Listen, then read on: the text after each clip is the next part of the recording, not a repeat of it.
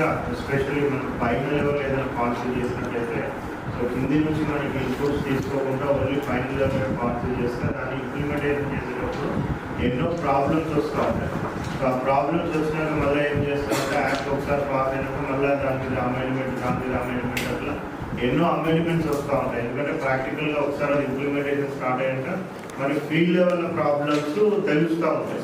So దాన్ని దృష్టిలో పెట్టుకొని సో ఇప్పుడు మనకి ఏదైతే ఈ బిల్లు ఉన్నదో సో ఈ బిల్లు మనకు పాస్ అయితే యాక్ట్ అవుతుంది. సో యాక్ట్ కాకముందే సో ఫీల్డ్ లెవెల్ నుంచి సో అంటే మనకి ఎవరైతే నిజంగా ఈ చట్టం అమల్లోకి వచ్చినప్పుడు వాళ్ళు ఎవరైతే ఇంప్లిమెంట్ చేయాల్సిన అవసరం ఉంటారో సో అగ్రికల్చర్ డిపార్ట్మెంట్ కానివ్వండి, హార్టికల్చర్ డిపార్ట్మెంట్ కానివ్వండి, సో ఎవరైతే రెగ్యులేటరీ పవర్స్ ఉంటారో సో వాళ్ళు కానివ్వండి, సో అదేవిధంగా ఫార్మర్స్ సో ఎవరైతే దీనివల్ల బెనిఫిట్ అవుతారో మరి వాళ్ళు కానివ్వండి, అదేవిధంగా ఎవరైతే డీలర్స్ కానివ్వండి లేకపోతే కంపెనీ గవర్నమెంట్ సైడ్ నుంచి కూడా ఎక్కువ మటుకు కూడా మనకి పవర్స్ సెంట్రలైజ్ చేస్తే కరెక్ట్ కాదు. సో డ్రాఫ్ట్ సో కొద్దిగా అంటే ఒక స్కెలిటన్ రూపంలో సెంట్రల్ గవర్నమెంట్ ఉన్నా కానీ ఎక్కువ పవర్ శుద్ధి వెస్టెడ్ మీద 30 lakhs వరకు కూడా పెనాల్టీస్ ఉన్నాయి.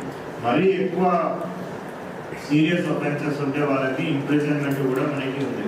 సో దీంతో ఏంటంటే కొద్దిగా మనకి పనిష్మెంట్స్ ఎక్కువ రిగరెన్స్గా ఉన్నట్టయితే కొద్దిగా ఎవరైనా స్టూడియోస్ ప్రొడ్యూస్ చేసేవాళ్ళు సో వాళ్ళు కొద్దిగా భయపడడానికి ఛాన్స్ ఉంటుంది. సో వన్స్ మనకి ఇంప్లిమెంటేషన్ స్టార్ట్ అయితే సో ఆటోమేటిక్ మొత్తం కూడా మనము స్టాప్ చేయడానికి మనకి ఛాన్స్ ఉంటుంది. ఈ 420 అట్లాగే ఈ యొక్క agriculture act, seed bills act అనేది స్పెషల్ లోకల్ లా కిందకి వస్తుంది కాబట్టి పాత సెక్షన్ కన్నా సెక్షన్లో కొద్దిగా పనిష్మెంట్ కూడా ఎక్కువ వచ్చింది సార్.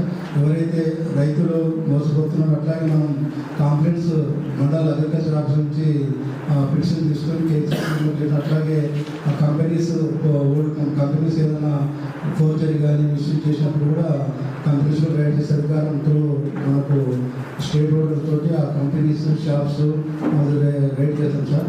యూనివర్సిటీతో పాటు లోకల్ అగ్రికల్చర్ ఇన్స్టిట్యూట్స్లో మళ్ళీ ఒక 2 years మల్టీ లొకేషన్ ట్రయల్స్ చేశాక రిజిస్ట్రేషన్ చేసుకుంటే దాని పర్ఫార్మెన్స్ అనేది మనకు క్లారిటీ ఉంటుంది సార్. ఇంకోటి ఫార్మర్ అంటే ఈ బిల్లులో కూడా ఎక్కడ లేదు సార్, యూనివర్సిటీ వాళ్ళు ఆల్రెడీ చెప్పారు. అంటే ఫార్మర్ నష్టపోతున్నప్పుడు నష్టపరిహారం ఏ బేసిస్ మీద ఇవ్వాలి అనేది కూడా ఏ సెక్షన్లో కూడా ఇంక్లూడ్ చేయలేదు సార్. అది కూడా ఇంక్లూడ్ చేస్తే బాగుంటుంది అనేది ఓపెన్ చేస్తాం. Thank you.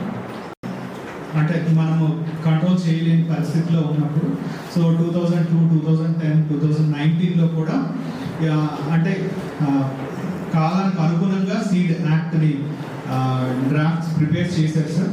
బట్ కొన్ని కారణాల వల్ల అవన్నీ జరగలేదు. బట్ ఈసారి 2025లో డ్రాఫ్ట్ సీడ్ బిల్ ప్రిపేర్ చేశారు సార్ సెంట్రల్ గవర్నమెంట్. సో ఆ bill agriculture officer program sir chapter 9 sir punishment and offences గురించి సార్ ఒక చిన్న రిక్వెస్ట్ ఏంటంటే సార్ మాకు ఇప్పుడు పనిష్మెంట్ గతంలో 500 నుంచి 2500 వరకు పెనాల్టీస్ వేయడం జరిగింది. కానీ ఇప్పుడు 1 lakh నుంచి 30 lakhs వరకు ఉన్నాయి కాబట్టి సార్ మనకు